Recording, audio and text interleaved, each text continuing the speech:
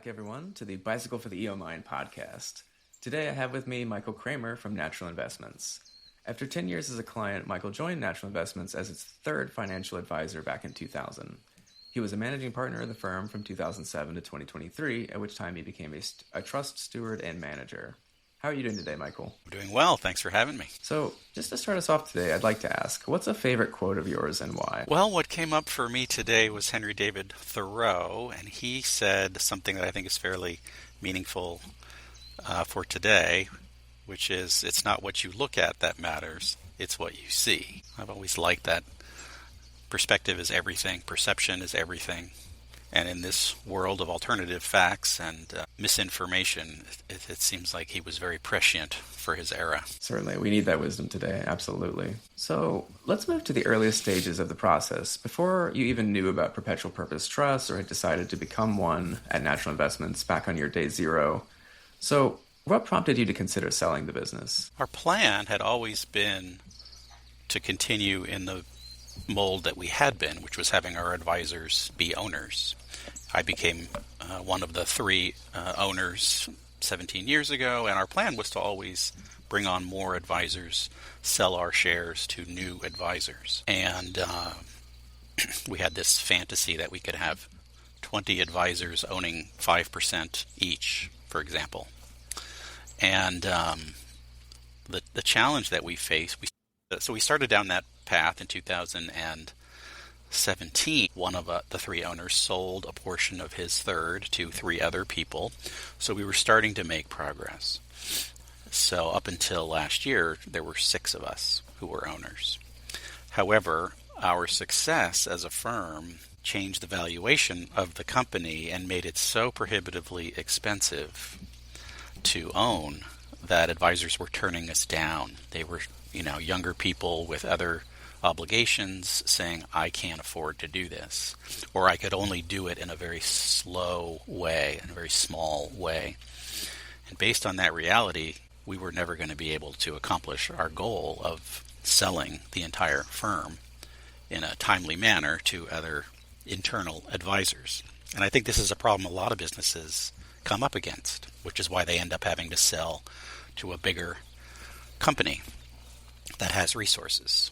So we didn't want to do that, so we just started looking around at what are the other ways that we could do this without having to sell to another firm. And I believe also, so you're all, correct me if I'm wrong, but it was also part of like a retirement strategy as well, is that right? Well, eventually, yeah, the three owners were all over 55, and we're thinking, well, how do we get out at some point? None of us are leaving anytime soon, but it's going to happen. And so you certainly want to have a succession plan in place, even if it takes 10, 15, 20 years to achieve. And so we definitely wanted to figure that out, and we knew we had to start now, because if it is going to be something that takes years to accomplish, we need to make sure that we get the ball rolling. So we were feeling a little bit of pressure to get the process started. So it sounds like the timing of the transition, how that that transaction would take, not spending decades to potentially to transition out the shares that you held in the company was an important factor. Also age/retirement considerations. Were there other factors that were kind of top of mind when you were starting to think about your options? Yeah, we had always been 100% owned by white men. And then up until about 2017, when it became only 80% owned by white men, and that didn't match who we wanted to be at our making ownership level decisions. So we were highly motivated to try to change those demographic dynamics. We wanted to find a way to make it more diverse, because we know that that's better for business and more reflective of our values. So we were highly motivated to change that and figure out a way where we could have more women or non-binary leaders, people of color. So that was a massive priority for us, maybe starting 5 or 6 years ago. Well, I think it had always been a desire, but we didn't have very many people of color to even choose from. So we had to start changing our advisor composition too. And we're now at about 30% people of color, and we're over half women. So we have definitely been making a ton of progress there. So the pool of potential trust stewards also improved as we changed the nature of our firm. I'm kind of hearing, you sort of adding in also the values, one of which, of course, was increasing diversity. I'm curious, can you walk us through, what was your kind of next action when you thought about planning the exit? How did you kind of go about thinking about the options that might be available to meet those criteria you were thinking about? There was a company that we invested in called Organically Grown Company, a natural foods distributor in Oregon, back in 2018, and they had come to us seeking capital so that they could make this transition in their ownership. Very similar kind of dynamics. The owners wanted a succession plan.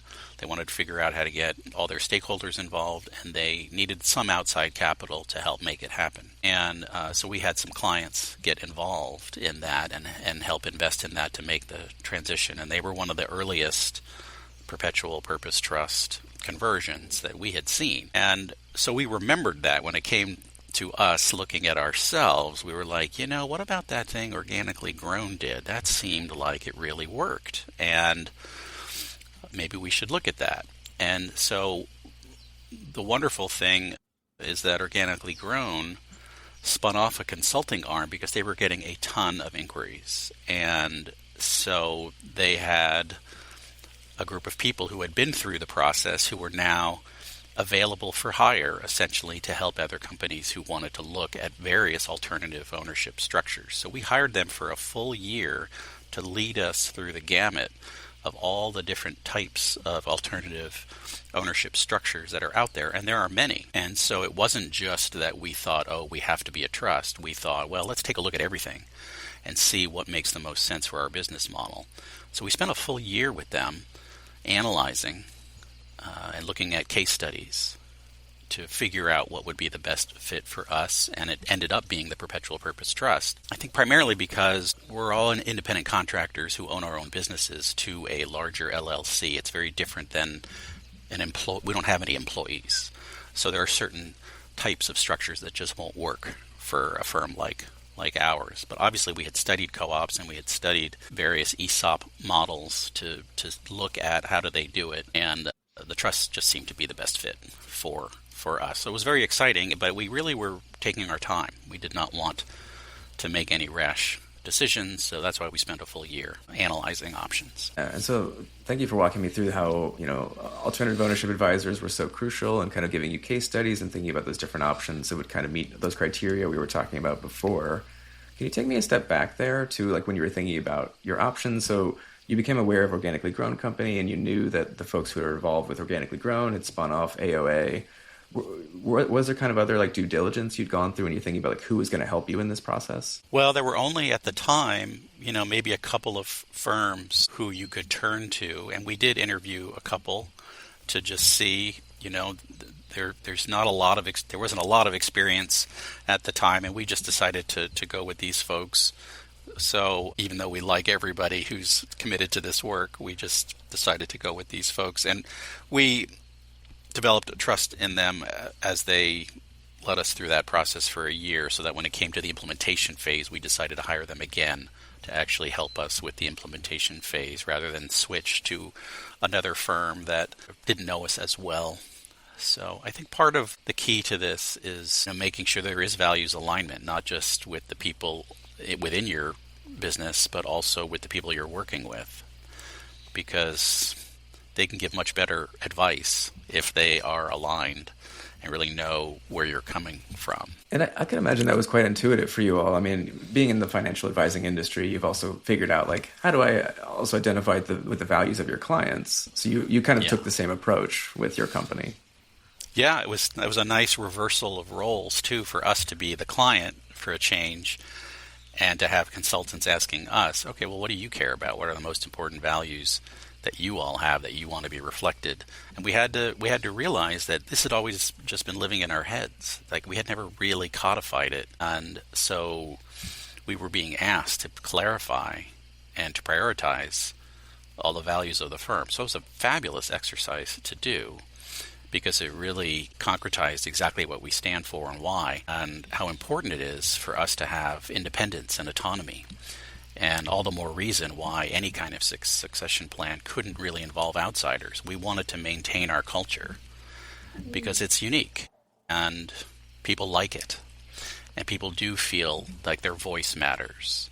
And we do make a lot of decisions in a non-hierarchical, consensus-oriented way, despite whatever power structure may exist. It's incredibly inclusive. Well, that's not going to fit with all other firms, and we just really knew that we needed to protect that because people really know how much they matter. There's not a lot of us and them in a non-hierarchical structure. It's not like there's management or ownership and labor. It's much more like a collective. And so these were really critical pieces that we wanted to make sure that we honored as part of the legacy that we wanted to leave behind for those of us who were going to step off at some point. We wanted to make sure that we protected that because, we've never had people leave the firm after they've joined. They like it. The only people who have left have retired from the business, but we've never had anybody quit. So I think part of that is because of how we are organized and also how we include people in decision making and the way we share power. So we wanted to find a structure that made sure that we did share power, and also we wanted to decouple decision making and power from ownership stake because it just seemed unfair in a way and kind of a disincentive. If the power is tied to ownership stake, then you're always going to have that inequality. You're going to have, as well as financial upside. Yeah. Right. You have all the benefits and you have all the power by being an owner. The other issue that was concerning to us is debt. We didn't want people to have to go into extensive debt and bury themselves in it in order to have that power. That didn't really seem right. It was okay for me to do when I bought in 2007. It wasn't very expensive. And even though it took 5 years to pay off my shares, it's a fraction of what it would be today. So it's a strange problem to have, success. Right. And I was going to say, with 0% turnover, that's an enviable position for many companies as well. And I'm also hearing so much about like culture and legacy being tied up with the non-hierarchical culture that you had developed at Natural Investments. I know you had mentioned previously, like you were getting third-party offers, and I'm just curious, was there ever a moment where you're like, well, maybe a third-party offer could preserve what we built, or was that not even, from... We've seen some of our peers do sort of a hybrid approach where they'll take an outside equity firm will come in and take a 40% stake in your company to help with the transition. But then they're siphoning off capital so that they can get paid back at their internal rate of return requirements, and it just seemed like that was the only other thing that we actually considered because we had seen some other socially responsible investment advisors do that. And so I was being introduced to those types of folks, and it seemed fine for what it is. It just wasn't exactly the right fit. So we never really seriously considered selling the company outright to anybody. And we do get offers all the time. But they're usually not from socially responsible firms. They're usually from larger firms that would love to have a socially responsible department, and they would want us to be that department. And we've seen that before, too. We saw Goldman Sachs do that with one of our colleagues. We've seen other big firms scoop up smaller shops to become their responsible division. There's just no way that would have ever worked for any of us. To have that type of company that isn't aligned with us would never have worked. Right. You can bolt on certain things, but we try to bolt on values. It doesn't always quite work like that. Yeah. And in finance, there's so many people that are just motivated to earn as much money as possible. And that's just not who we are. We're here to use money as a tool for social change. And yes, we want to be paid in the meantime, but making money is not our sole goal here. We're trying to evolve a system, and transform capitalism is really the mission. So that doesn't mean maximizing profit. So in actuality, the owners, the previous partners, we left a lot of money on the table, as the saying goes, by doing this, because we had offers with multiples that were off the charts, premiums they call them, because of our special knowledge and our special role as leaders in our space. We could have gotten much richer by selling than doing this. So that's reflective of who we are. That wasn't the Yeah, and you'd also kind of hinted at this, and I want to get more into it. Certainly, with being a perpetual purpose trust, the things that were in your head, and then you kind of had to codify into that. What is that exactly? That purpose. I do want to get into that, but I also wanted to ask you, when you think about like tools and methods that helped you maybe plan out transition, and specifically like the people involved in the processes of the business, did you have tools to help you with like transitioning that aspect? Well, the consultants asked us, I mean, they were the ones with the tools. That's why we hired them. We didn't have them. But one of the things that became of paramount importance is the timeline. We needed to, in essence, backwards plan from the end point of when this type of transaction needed to be complete in order to figure out, well, what's a reasonable timeline for doing this, because the company didn't have the cash reserves to just buy us all out in one transaction. That was impossible. And part of the reason for that is, we just didn't have a lot. We just have never had a lot of cash lying around. We were always reinvesting it in the company. The timeline ended up being the most important thing. And one of our partners is nearly 70 years old. So it really accelerated the need for us to really think about how are we going to take care of that person in particular whose timeline is way shorter than others.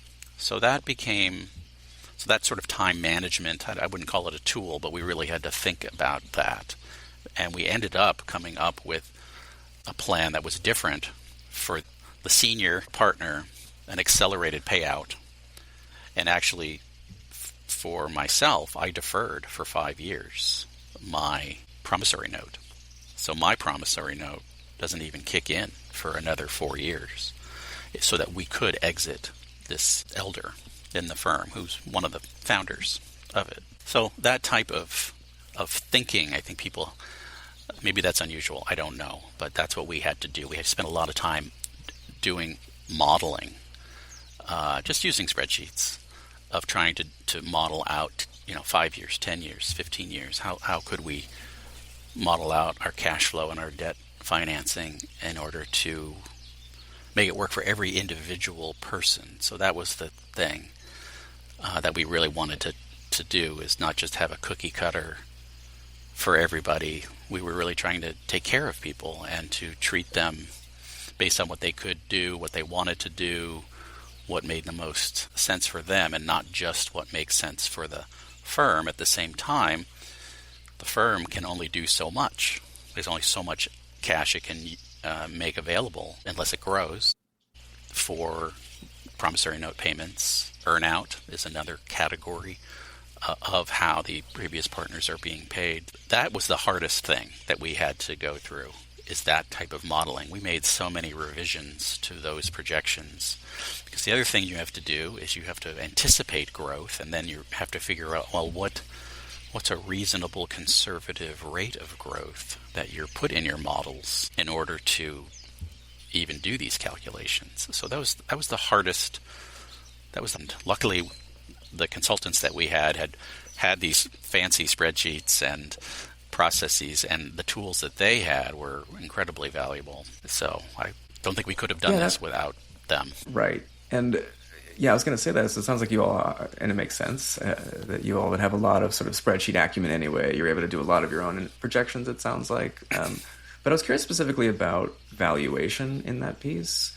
So did you kind of have an informal valuation before the formal valuation? Was that like part of the regular practices of natural investments to do that? Yeah, when Christopher Peck and I bought in 2007, we hired a valuation firm that's specifically for the financial advisor world, and we decided to use them again 16 years later. It's the same firm, and this is their specialty. And they have different methods, but we felt like we needed an objective, professional, independent valuation. Part of that is just that objectivity, and it gives the impression, and it's true, that you're not trying to play games with the valuation. You're not overinflating. It's just primarily quantitative.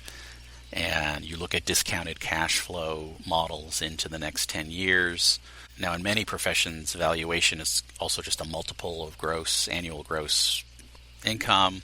So there's different methods, and so we went through that process with them. It took about 3 months, and we decided after it came back, it was very consistent with what we expected, what a typical multiple is, even though there is a wide range these days. There is an average. It ended up being about the same as what we had done 16 years ago, and we just accepted it. And all the partners just said, okay, let's just go with this. We don't need to mess with it. So that part was not that difficult. And it was critical. We had to do that anyway, even to borrow money, which we did for the down payment. They insisted that we have an independent valuation as well. I think if you're self-financing it completely, you might not have to do that, but they were requiring that as well. Yeah, and I definitely want to get into the financing aspects. You were kind of hinting at this too, Michael, about the sort of the normalizing of your financials, and I had seen elsewhere that you had mentioned that like you all did pretty well during the pandemic. That's something we've thought about a lot at Solidar, actually, is like how to sort of take account of something like maybe there's spikes related to an event like the pandemic. Could you talk about like the normalizing of your financials? Well, it's been hard to predict because you never know when investors are going to show up at your doorstep. The pandemic was unusual, and so we grew at a much faster rate during the pandemic. People had a lot of time on their hands at home, reflecting on the purpose of their life, looking at their finances. Life sort of came to a halt for many people, and smart people use that time to really look at themselves and look at their lives and make plans. And so we got a ton of new clients. We typically would get about 100 new clients a year. We had a little more during that period, but the other thing that you can't predict on is, okay, you get X number of clients per year. You don't know how many assets they have. So you could get a lot of small clients. You could get one enormous client. So that's where it becomes really difficult to predict. And that's why we just have to, anytime we're doing budget projections, we never actually project growth in next year's budget. We keep it flat from the current year because the other thing that could happen is the market could have a massive downturn. Our entire revenue stream is based on the value of the investments. So when they go up and down, our income goes up and down. It's not like we're charging a flat fee that you can rely on. So it's a very organic, very flexible financial situation that we have to manage all the time. And we have been fortunate, and I think that new client assets can counter any downturn in the market. And the pandemic had a massive downturn for everybody in the value. And so, yeah, you're always having to do these scenario plans of, all right, what if we lose 20% of our revenue? Then what? How do we adapt? Yeah, and also I wanted to come back there to sort of the financing structure that you ultimately landed upon. And you mentioned this particular financier was looking for that independent valuation. Was there anything else about the process of sort of bringing in the right partner to help with the financing? We do a lot of investing in community development financial institutions. It's a big part of our portfolio. It always has been. It's the non-Wall Street investments, part of it anyway. And most of these CDFIs, as they are referred to, have a mission, and typically a social purpose. Sometimes an environmental purpose. It depends on what it is. But these are loan funds primarily. There can be also credit unions and banks, but they are non-corporate, and they are really trying to provide capital to marginalized populations and often low-income people in communities, often people in communities of color. And so we wanted to go with one of those that was committed to that space. It seemed like it would be walking our talk, and we needed to borrow $1 million, so it wasn't like we could just go to anybody. But we felt like we wanted to have a down payment so that the sale of the firm, at least to the previous partners, would feel like a transaction. Okay, something happened here, there's some down payment, and it would at least feel pretty good to the outgoing owners. So we just borrowed 25%, and somewhere in that neighborhood as a down payment. We went with RSF Social Finance. They've been around for 40 plus years, and they've had a social investment loan fund during that period. And they were the folks that we borrowed from. We did an extensive search and ultimately picked them. Part of it was that we actually had some limitations on who would loan us money, in part because we were 80% white male owned. That didn't fit every lender. Totally understand that. And also the size of the loan was large, so there's not that many that would handle that, and the terms also.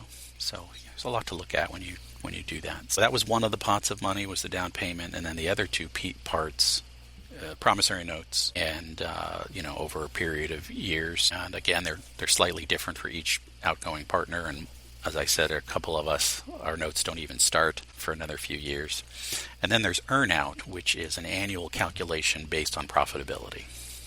And we have a formula there based on the amount of revenue that's available, because the formula is that some of it will go to the purchase price, towards the purchase price, and some of it will go to profit sharing, because that was one of the things that we wanted to codify as a benefit instantly through this conversion, which is that we would always have equal profit sharing amongst all advisors at whatever level the company could afford.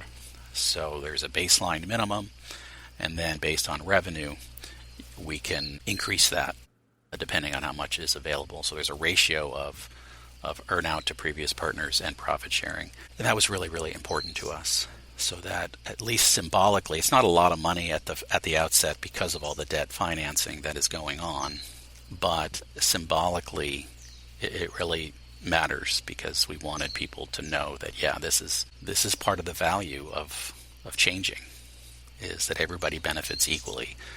The benefits are no longer tied to how much you own, because nobody owns anything anymore. So now it's equal, and it has nothing to do with how much money you generate for the firm. We have people just starting their practice who have very small books, and we have veteran folks with over 30 years of experience with very large practices. But equality is a big value of ours, so we really wanted to treat everybody equal, because it isn't how much money you make. It's, we're just all about, we're in this for a cause. We're all paddling the canoe in the same direction, as we say out here in Hawaii, and we wanted to treat everybody equally in that respect. Yeah, and this has just now become such a recurring theme now, that you all have taken your values and just applied it across more or less everything you've done in terms of your succession, who you pick to work with, how you've created your financial structure for the transaction itself, how you've approached the succession planning that you've done. I'm curious, did you have any particular aha moments during your exit exploration, anything that stood out or surprised you in this process? I would say that the notion of how do the trust stewards become trust stewards, that was an interesting exploration of who should be in charge, and how do you figure that out? So I would say that was, I won't call it a surprise, but we were trying to figure out, who should qualify, and what should it take to qualify to be one of those people. And we ended up, I think somewhat surprisingly, reducing the barriers there. For one thing, not only can advisors become trust stewards, but any of their employees that they hire to help with their individual practice, they could become eligible too. So we could even have non-advisors in these stewardship roles. So I think that was a bit of an unexpected decision that we make, because ultimately, they work for an advisor, but they aren't an advisor. So that was interesting that we decided to essentially make them eligible, because they're often just as invested in the success of the operation as anybody else. So we didn't want to create hierarchy and say, only advisors could really make the right types of decisions. No, that's actually not true. And then we wanted to have terms. And then I don't think we really had thought about that previously. And so, because what we want to do is rotate And that became an interesting thing. Well, how do we rotate people in and out? We want everybody to take a turn if they want to. So it's actually an election process. And people have terms, and the terms are 3-year terms, and then people can run again, but and we have the terms staggered so that not everybody's leaving at once. But that was kind of an unexpected sort of structure. Like, how do you do that? So in any given year, a couple of people will step off. So you'll have a core group of seasoned, experienced people, and you'll always have a couple of new people that you're mentoring. And hopefully we just keep that going, and everybody will get a chance to participate and learn. And it's so important that people learn the inner workings of how strategic and financial decisions are made for the whole. So I think ultimately that was one of our greatest obstacles that we solved, is figuring out how to do that, how to structure that, and how to both provide continuity through this transition into a new structure. So some of us stayed on. Some of the former partners became trust stewards to assure continuity, because someone has to mentor the new people how to do it. But I definitely look forward to stepping off. If we train enough people, then I can just go back to being a financial advisor, and other people can be in those roles. I was never interested in power for its own sake. It's just a role that I was playing, and I'm happy to have other people step into it. So I really like what we've created here, and it takes years to mentor someone how to take over a business, in my opinion. So I think we're doing it very slowly in this way and really helping people develop knowledge. Yeah, so it sounds like leadership development is a huge piece of what you're describing, Michael. So it's inviting them into this role that didn't previously exist, the trust stewardship, and it's a committee. Is that right? Yes. There's 7 of us. So it's about a third of the advisors. And so as I was saying earlier, because of our racial and gender equity desires, we've instantly changed the whole group. It's, 3 out of the 7 are women, and 2 out of the 7 are people of color. So we've already instantly changed that. And that will improve over time too, as some of us white male partners step off. Absolutely. And that'll really deliver on that mission there as well. Yeah. Can you talk to, we were hinting at this previously, but, when we talk about the trust stewardship, then we're talking about, okay, well, what are we stewarding? And we've talked a lot about your values, but how did that work when it came out of your head and now it's become articulated as values we will now steward?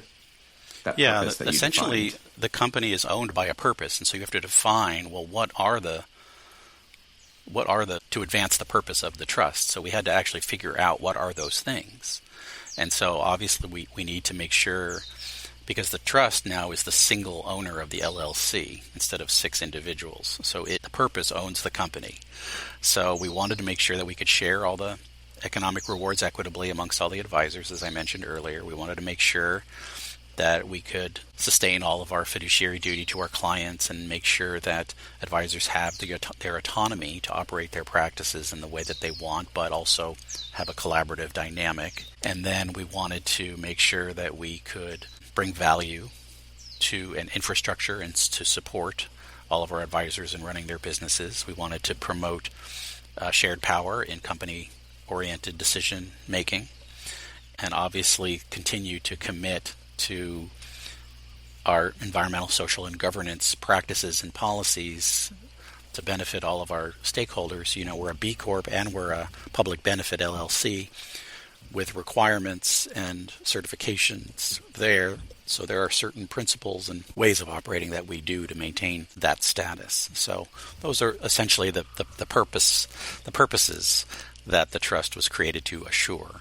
So they're big picture purposes, and the trust doesn't get into the weeds of that. That becomes, the trust stewards hire managers. Like I've been hired as a manager to oversee the day-to-day and essentially make sure that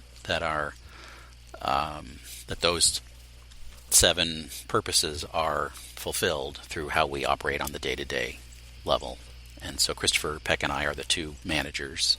So we're no longer managing partners. And we too are going to term off at some point in the next few years as this new structure takes hold, and other people can take our place as managers as well. So lots of different types of succession going on here, not just at the ownership level, but also at some point management as well. And I've heard some other perpetual purpose trusts we've talked to have also mentioned, that they'll have a couple other structures within their governance. So maybe, was there a directed trustee in your case? It's not called a directed trustee. We have what's called a trust enforcer. And the trust enforcer is somebody to hold the trustees accountable for fulfilling the purpose. So it does have a legal standing. And we decided to pick a retired investment advisor from our firm and have that be the best type of person, somebody who's steeped in the organization but is no longer active, but knows enough about it, but to monitor the activities of the Trust Stewardship Committee and has the ability to take legal action if there's a violation of the purpose, if suddenly the trust stewards become self-interested or try to do something that is perceived as a violation. There's a bit of a protection of the purpose by this enforcer. So we've been talking with other purpose trust folk-owned companies to see how their enforcers are doing that. Some are way more active and involved than others. But it's a good monitoring function that I think is important, kind of a check and balance, if you will. A company like ours, where it's all about ethics and values, it's really unlikely that the enforcer will ever be doing much, but it's still an important piece of it, and it is, I think it's something we wanted to commit to. We also have an administrative trustee, which is a trust company in Delaware that is our the legal, that basically registers the trust in Delaware and makes sure that we're solvent, essentially. They don't have a lot of power in terms of our day-to-day, but they kind of hold the trust, if you will, as our agent in Delaware. And this is, it gets to be such an interesting interlocking machine of checks and balances and governance oversight. I'm curious, and of course that has so many legal implications to it. Can you talk more about the legal document development? Like, for example, how did you find out what documents would be necessary in this transition? So one of the great things about working with consultants is they knew that we needed an attorney, and they knew that we needed one who's experienced in these types of things. So they recommended several attorneys, and we ultimately, picked one who knows. There were probably 25 different documents that were needed. I don't think there's any way we would have known anything about any of this. But they all helped us draft the language and the clauses for the trust agreement itself.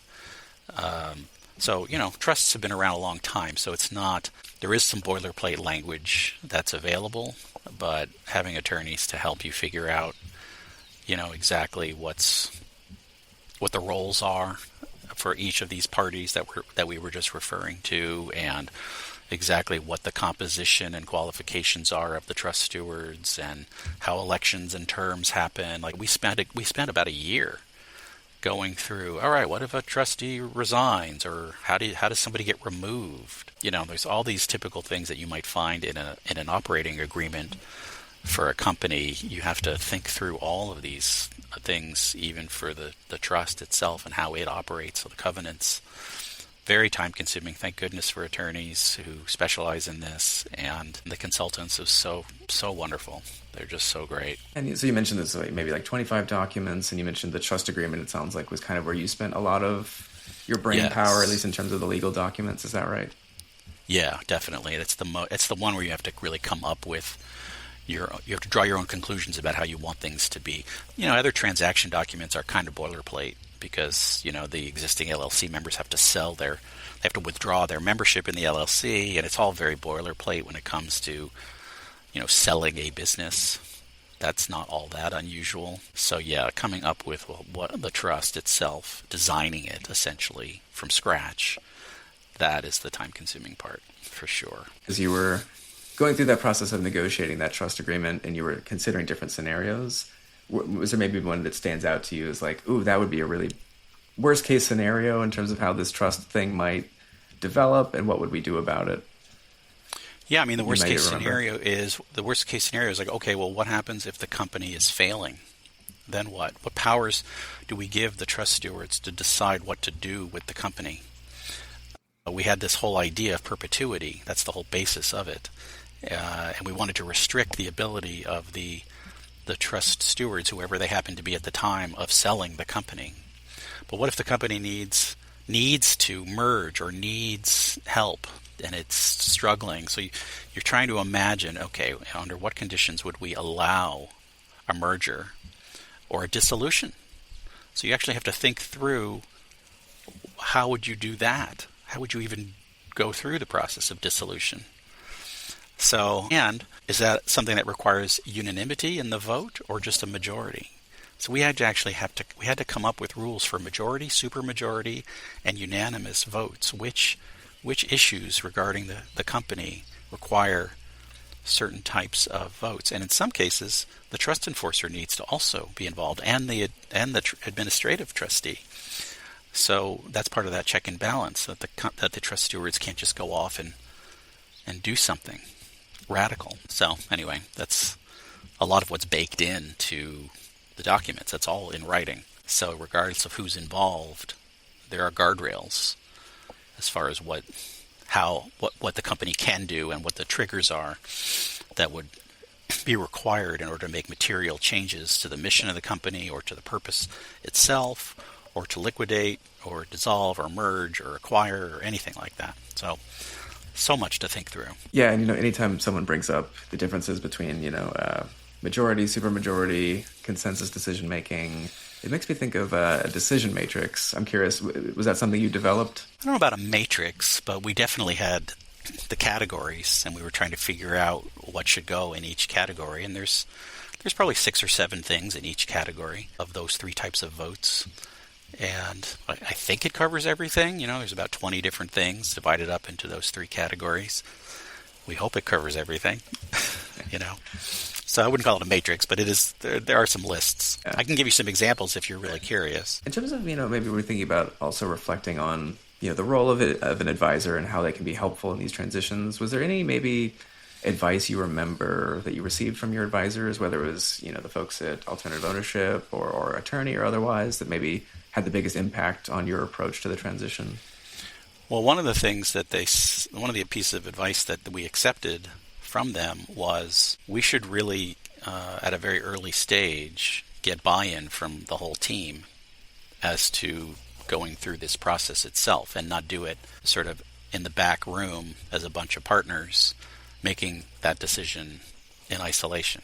So when we came up with this idea at one of our annual retreats a few years ago, we presented it as a proposal to get feedback and to get input. And I'm really happy we did that. We thought we were going to have resistance maybe, or just not have people liking the idea. Could have happened, but we just generally had agreement. And it was really important, because then everybody had this sense that we're making this together. We're doing this together. And I think people just like being asked what their opinion is too, about what should we do with this company. And that's part of the culture. And so then from that, we asked for people who wanted to participate out of the advisor, non-owner, non-partner group to be part of working with the consultants. We set up a couple of committees, one on governance and one on financing, or the deal itself, to help us do all this research. And so we invited other folks to participate, and they did. And several of those people ended up becoming trust stewards because they got into the process early to analyze and help set up the trust. So I think that was really good advice that we got, and I'm really happy that we did that that way. Now we're moving to the sort of nearly the final phase. You've become a Perpetual Purpose Trust. You're starting to reflect on the journey. How do you feel about the choice that you made to be a Perpetual Purpose Trust? Well, I would say so far so good. It's been a couple of years since we made the decision, and it's been a year and a half since we really converted. And so far so good. I feel really good about it. Part of it is, the new people who have been elected are fantastic, and so we're really thrilled because anytime you change the composition of that leadership group, you don't know how it's going to be. You don't know how the dynamic is going to be. There's an adjustment period. So that's been really seamless, and so I feel really happy about that. And in terms of structurally and financially, everything seems to be on target in terms of what we had projected and how we would handle it financially. And based on revenue and debt financing and all this, everything seems to be going the way we had hoped. And so that feels really good. But yeah, I would say that pretty seamless for us. And maybe because the structure isn't all that different from how we've typically operated. But I really am seeing now the light at the end of the succession tunnel. I can really see, oh yeah, this is totally going to work. These people are going to be able to take over. And it does take a few years for people to really get it. And we meet every month as a Trust Stewardship Committee, so there's a lot of learning and a lot of opportunity for people to see what's involved. And at the same time, it's not overwhelming. That's what you don't want, because we're all working full time. We're all financial advisors. This is extra. So it's really wonderful to see people care and to see them step up and take on leadership. It's a wonderful thing. It was done to me, so I feel like I'm paying it forward, and it feels really good to be on that other side and watching people shine and take on these roles. And I don't know, it just feels really good. So far so good. I have no regrets at all about this choice that we made. Definitely seems to fit who we are and our identity, and we're making the same, I think, good decisions that we always have about it. Well, yeah, I think I might already know the answer, but were there maybe any goals that have remained unfulfilled that you all had? Well, I wouldn't say unfulfilled, but we obviously would like to maximize the profit sharing, and it's going to just be minimal until our financial reality changes. So that is a goal, to really make that significant and substantial. It just hasn't happened yet. We just started down this path, and ideally it would be nice to do more of that. And then I would say, we're going to have our next election in about 6 months from now for trust stewards, and we want to increase the diversity more if we can. So that remains to be accomplished, I would say. But we're moving in the right direction in both of these realms. It's just might take a little while. Yeah, and with any of those, so it could be more profit sharing, more diversity, or really anywhere in the journey. When you think about, because we are a technology company, it's all at RSO, are there any areas we think technology could have improved the journey to a perpetual purpose trust? Yeah, that's a great question, because I'm not a tech-oriented person, it's hard to know what I don't know. Like, it's sort of an odd catch-22. It's like, I'm sure that templates and things for processes would have made our lives much easier. And we had consultants just sort of give them to us. And so in a way, I could see how technology could substitute for that. But, we went with people who shared, their spreadsheets. But I would say that tech probably can make this easier. The other thing is that it could make it more cost effective. When you hire a bunch of consultants, it's expensive. And I don't think there's a workaround. I don't know if there's a workaround for the attorney aspect of it. Maybe there is. But, these are not inexpensive resources. So it's going to affect who can do what. So I think a lot of small businesses that maybe are less resourced could benefit more from more affordable, tech-driven solutions, would be my assumption. I just really like having people I can ask questions to, and I think that's a key piece, is figuring out how to layer that into it so that people feel like when they get stuck or they just don't know where to go, that they have support. That would be... It's the same thing, there's these robo-investment platforms in our industry where people can just do it themselves and they don't need to talk to anybody, but inevitably they need to talk to somebody about something. Right. Even if they need to get their money out for something. Yeah. And when we're dealing with values too, right? That we see so much more of the value when we interact with people, and and certainly just to mention, of course, with Zoladar's approach to technology, we want to be of support to those professionals so that we can help templatize, add efficiencies wherever we can. Yeah. So now to kind of move to our final phase with some closing thoughts, what would you say is the first step you'd advise an owner to take when they start thinking about an exit? I would say, to me, the most important thing is figuring out who your stakeholders actually are, who your beneficiaries are, and then thinking about ways in which they could become part of both the decision-making about the exit and the future of of ownership. I think sometimes a lot of people don't think about that. And one of the things that I really like about co-ops and some of these other organizations is they involve employees at all levels of the company in having a voice and trying to make these kinds of decisions. So I think owners need to not just think about what's best for themselves. I think it's about what's best for the company, and that means other people need to participate. So that part is really, really important. It's not to diminish the needs of the exiting owners. They need to get what they need to get. But if we feel any sense of legacy and a desire to leave what we built in good hands, involve those hands. Like, they're the ones who are going to be taking it over. And I would encourage people to do it this way rather than to just sell to the highest bidder.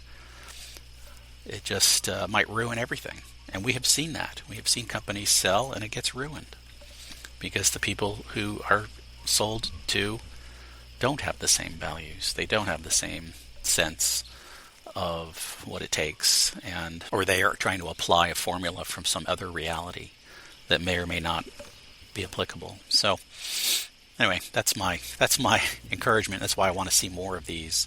There's only about 70 or 75 Perpetual Purpose Trust-owned companies in the country right now. It's just in its infancy, and really want to see more folks take a look at this model because it seems like there's something very meaningful here with this type of structure, and I want to help people explore it. And certainly, yeah, we appreciate that offer, and hopefully folks will take you up on that. Is there anything else that we should have asked today that I didn't, or what else would you like our listeners to know? Well, I don't know if it's that. I don't know if we danced around it a little bit, but this idea of decoupling governance from economic rights is something that I feel is really, really important. And oftentimes they're not decoupled, and I think that can really interfere. So I really feel like when profits serve the purpose, then you're going to decouple those things. And I feel like that's healthy for a business. So I would really encourage people to think about it in those ways. Business is not really a commodity. It's a living system. And the people who are there are working towards a shared sense of purpose. So we have to act like it. Certainly. Yep. And all the better, the more examples we have to look to. So how can our listeners reach you, and what would you like to hear from them? That's a great question. I mean, obviously naturalinvestments.com is our website, and where people can find our team of advisors and also reach out to us. We both invest in alternatively owned companies and funds. We also seek clients who want to do that. So there are lots of ways that people can interact with us. And I'll put in just a quick plug for The Resilient Investor. The book would have been a bestseller had it come out during the pandemic, I think, but it came out well before. But it still has a great way to think, I think, about our lives and our time and our money and our energy and local to global, and just it's a really good life planning book. So it's something that is a very helpful tool for people to map out their resources. And we have all kinds of personal and social and tangible and financial assets that can all be engaged. And I think we have a very holistic framework for how people can look at their lives and figure out where attention might be needed. ResilientInvestor.com is another resource, and that book is available still, to my knowledge, everywhere. Perfect. Well, heaven forbid, right, if we have another such similar event like a pandemic, it could be a second edition moment. Exactly. So who knows, it might come. Well, thank you so never much, say Michael. never. And yeah, so much appreciate your time, and trying to bring it back full circle. I mean, it's not what you look at, it's what you see. I think I am certainly seeing how you've taken just the act of investing and just made it so holistic, as you said, and thought about so many factors and all of the people and all of the systems involved, and really remarkable story. So I thank you so much for sharing it with our listeners today. My pleasure. Thanks for having me. Right, take care. Thank you so much for listening. If you found this valuable, you can subscribe to the show on YouTube, Apple Podcasts, or Spotify. Also, please consider giving us a rating or leaving a review, as that helps other listeners find the podcast. You can find all past episodes or learn more about the show at zolidar.com/podcast. Also, we'd love to feature your voice in an upcoming mailbag episode. Maybe you've got a question for us. Leave us a voicemail at 650-36565. If you prefer, send an email to social@zolidar.com. But remember, voicemails make for more engaging episodes. We really do want to hear your actual voice. All right, y'all. See you in the next episode.